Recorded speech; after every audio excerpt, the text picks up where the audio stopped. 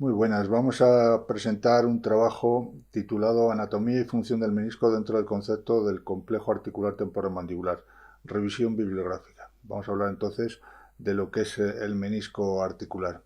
Ahí vemos pasar un poco página tras página el trabajo y bueno, vamos directamente al tema de la introducción. Según el concepto clásico, las articulaciones temporomandibulares representan la unión entre la mandíbula y el cráneo y son un carácter exclusivo de los mamíferos. Tradicionalmente, cada articulación temporomandibular ha sido considerada como una diartrosis condilia, formada por la unión del cóndilo de la mandíbula, que es convexo, y la superficie del temporal, cuya cavidad glenoidea es cóncava. También han existido autores que han indicado que esta articulación sería condilia en estado dinámico y encaje recíproco en estado estático. En el aspecto funcional, para esta articulación han sido descritos movimientos de apertura y cierre, propulsión, retropulsión y lateralidad, aunque algunos autores llegan a señalar hasta 11 clases de movimientos que corresponden al descenso, ascenso, propulsión, retropulsión, lateralidad centrífuga, lateralidad centrípeta, intrusión, extrusión, protusión y circunducción. Las articulaciones temporomandibulares han sido señaladas por la gran mayoría de anatomistas como dos junturas con acción sinérgica, una derecha y otra izquierda, tanto en el humano como en otros animales mamíferos. Y consideran que existe en cada una de ellas dos compartimentos, uno superior entre el menisco y el hueso temporal y otro inferior entre el menisco y el cóndilo mandibular.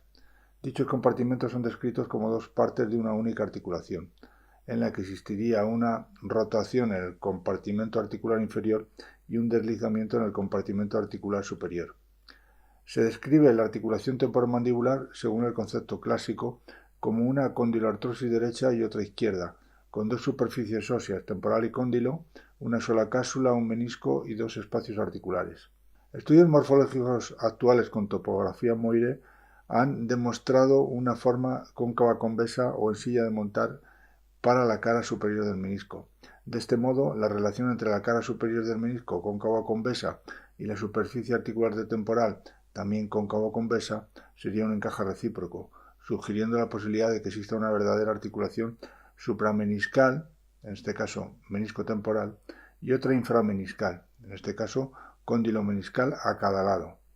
Se constituiría de este modo un complejo articular temporomandibular derecho y otro izquierdo, estando formado cada uno de ellos por una diartrosis condilomeniscal, condilia, y una diartrosis meniscotemporal en encaje recíproco. El objetivo de este trabajo fue realizar una revisión bibliográfica de los aspectos anatómico y funcional del menisco y establecer su relación con el nuevo concepto de complejo articular temporomandibular. Y bueno, vamos a pasar ahora al tema de la descripción del menisco. En cuanto a morfogénesis, podemos decir que la cavidad articular superior se halla presente en el embrión de 78 días y la cavidad articular inferior en el embrión de 74 días. La articulación temporomandibular procede de dos blastemas diferentes, un blastema temporal y otro condilar. Desde el blastema condilar se originaría el cartílago condilar, la poneurosis del músculo pterygoideo lateral y la cápsula, mientras que el menisco procedería de ambos blastemas. Es de interés señalar que el blastema condilar tiene una osificación intramembranosa, mientras que el blastema temporal crecería de forma endocondral. En cuanto a la orientación y situación del menisco, podemos decir que el menisco es una pequeña placa fibrosa de forma ovoidea o rectangular, situada entre el cóndilo mandibular por un lado y la fosa articular y la raíz transversa de la apófisis cigomática por otro. Su disposición es oblicua, de forma que su cara superior mira hacia adelante y arriba y la inferior hacia atrás y abajo. En cuanto a la forma, podemos señalar que consta de una cara superior y otra inferior, de una extremidad interna y otra externa, y de un borde anterior y otro posterior. Respecto a la forma del menisco, autores actuales señalan que la cara superior tiene una forma cóncavo y convexa. Eso lo podemos ver en la figura 1, ahí la tenemos, para adaptarse a la raíz transversal de la apófisis cigomática y a la fosa articular respectivamente, mientras que la cara inferior sería cóncava en todos los planos, en relación con la convexidad del cóndilo mandibular, y ahí también lo podemos ver en esa figura, en la figura 2. La cara superior tiene aspecto de silla de montar, y todo el menisco en su conjunto tiene una forma de gorra de hockey, de gorra de béisbol o de visera de escolar. Así se explica un poco la forma del menisco. Autores actuales demuestran mediante topografía Moire esta forma de silla de montar para la cara superior, de forma que articularía con la superficie ósea temporal formando un verdadero encaje recíproco. Por otro lado, la superficie inferior cóncava del menisco articularía con el cóndilo mandibular convexo como una articulación condilia. El menisco es grueso en la periferia y delgado en el centro, pudiendo en algunos casos de patología presentar un agujero que comunica ambos espacios sinoviales superior e inferior. Bueno, esto es algo que sí que se ha visto, a veces hay agujeros en el menisco. En cuanto a la estructura y composición, el menisco, ahí lo tenemos en la figura 3, tiene dos zonas bien diferenciadas, una zona bilaminar y luego el menisco propiamente dicho. Este último se subdivide en una zona anterior, una zona intermedia y una zona posterior. Entonces, la banda anterior se halla debajo de la eminencia del temporal y es lateromedialmente convexa en su cara superior y cóncava en su cara inferior. La banda posterior, que es la porción más gruesa del disco, se halla en la fosa articular sobre la parte posterosuperior del tubérculo articular y lateromedialmente también es convexa en su cara superior y cóncava en su cara inferior. Por otro lado, la zona intermedia se halla entre la banda anterior y la posterior, y en la sección frontal es más delgada en su porción lateral que en su porción medial. En sentido antero-posterior, la banda anterior y la zona intermedia son mucho más estrechas que la banda posterior. La zona bilaminar es posterior al menisco propiamente dicho, y en ella existe un estrato superior o ligamento temporomeniscal posterior y también un estrato inferior. El estrato superior se describe como un tejido elástico e inserto en la pared posterior de la fosa articular, incluyendo la sutura escamotimpánica. El estrato inferior tendría una inserción en el borde inferior de la superficie articular posterior del cóndilo y está formado por fibras colágenas. Según la forma de esas porciones en el menisco puede ser un menisco normal, una forma recta, también puede ser en embudo, también puede ser descrito como abultado, y por último, esa forma puede ser pseudoembudo, que es parecido a la forma de embudo, pero el tejido retrodiscal está reducido a una delgada línea. En el interior del menisco se ha descrito un tejido fibroso muy denso de fibras colágenas dispuestas en los tres planos del espacio. Dichas fibras son transversas en sentido lateromedial en las bandas anterior y posterior, mientras que en la zona intermedia estarían dispuestas en sentido anteroposterior. Pasamos ahora a las inserciones. El menisco se inserta en el plano preglenoideo del temporal, en la cápsula articular, en la pared posterior de la fosa articular, en músculos, en el oído medio y fundamentalmente en el cóndilo mandibular. En la pared posterior de la fosa articular, la inserción es a través del estrato superior de la zona bilaminar. Está descrita una inserción del músculo pterygoideo lateral en el lado medial y anteromedial del menisco y en la banda anterior según otros autores. Asimismo, se señalan inserciones en la porción anterolateral de haces tendinosos del fascículo profundo del músculo masetero, del músculo temporal y del músculo cigomático mandibular. Bueno, hay inserciones muchísimas, estas están todas estudiadas. La inserción del disco en el oído medio se realiza mediante un tejido fibroelástico del estrato superior de la zona bilaminar, denominado ligamento de Pinto, ligamento mandibular del martillo o ligamento discomaleolar, que pasaría a través de la fisura petrotimpánica o a través de la unión de la sutura escamotimpánica y petrotimpánica, para continuar con el ligamento maleolar anterior hasta el proceso anterior del martillo. Además se describen unas fibras largas de refuerzo desde el hueso temporal al cóndilo mandibular, así como unas fibras cortas que van desde el hueso temporal del menisco y desde el menisco al cóndilo mandibular. Bueno, y esto lo tenemos ahí en la figura 4. Estas últimas fibras cortas desde el menisco al cóndilo mandibular, pues son las verdaderas cápsulas junto con las fibras cortas que van del hueso temporal al menisco. Son las verdaderas cápsulas de una articulación menisco-temporal y de una articulación cóndilo-meniscal. Pasamos ahora a la vascularización. En cuanto a la vascularización de la articulación temporomandibular, sería efectuada fundamentalmente por la arteria temporal superficial, que es una rama de la carótida externa, la arteria timpánica, la meninge media y temporal profunda, ramas de la arteria maxilar interna, además de por ramas parotidias de la arteria articular posterior, arteria palatina ascendente, que es rama de la arteria facial, y arteria faringe superior, habiendo señalado también por ramas de la arteria maseterina, ramas procedentes del músculo pterigoideo externo, de la arteria temporal profunda posterior o de ciertos vasos del periósteo de la articulación.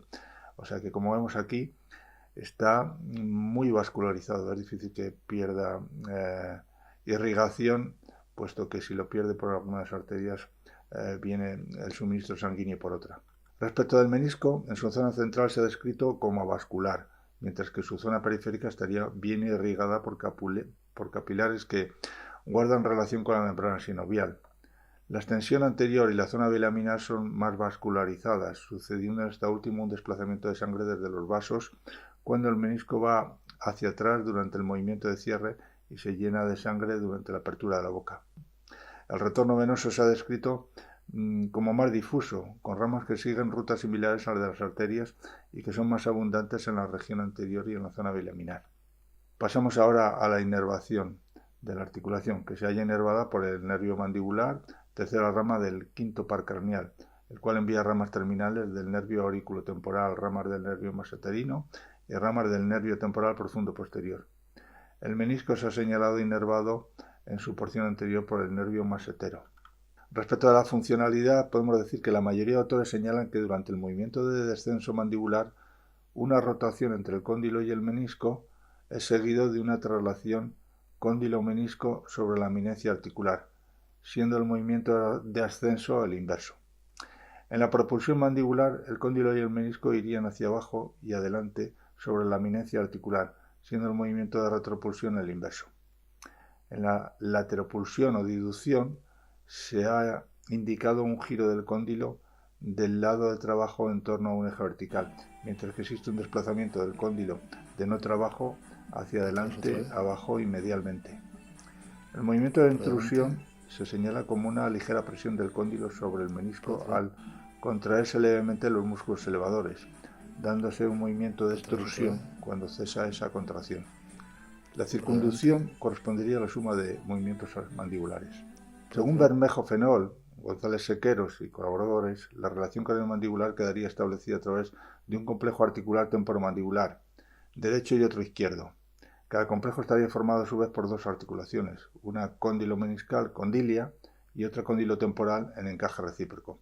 De este modo, el cráneo se articula a la mandíbula a través de cuatro articulaciones dispuestas en dos complejos articulares. Estudios posteriores de biomecánica han demostrado que en la articulación cóndilo-meniscal existe un eje transversal de flexión-extensión a través del cóndilo mandibular y otro eje sagital de aproximación-separación también a través de dicho cóndilo. Asimismo, la articulación meniscotemporal posee un eje transversal de flexión-extensión a través del tubérculo articular y otro eje sagital de aproximación-separación que pasa por el cóndilo mandibular y se halla, en este caso, por encima del eje sagital de la articulación cóndilo-meniscal. Lo podemos ver ahí en esa figura 5.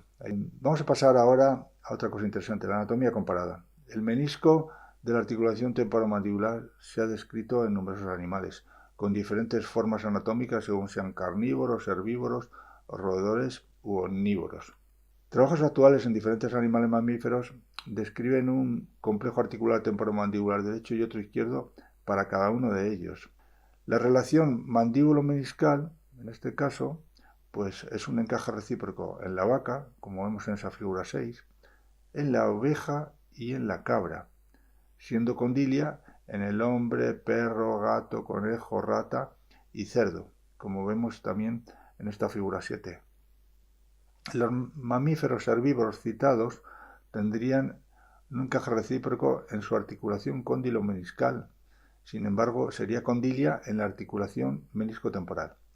Y el resto, como el hombre, poseerían una articulación condilia, cóndilo-meniscal y otra en encaje recíproco meniscotemporal.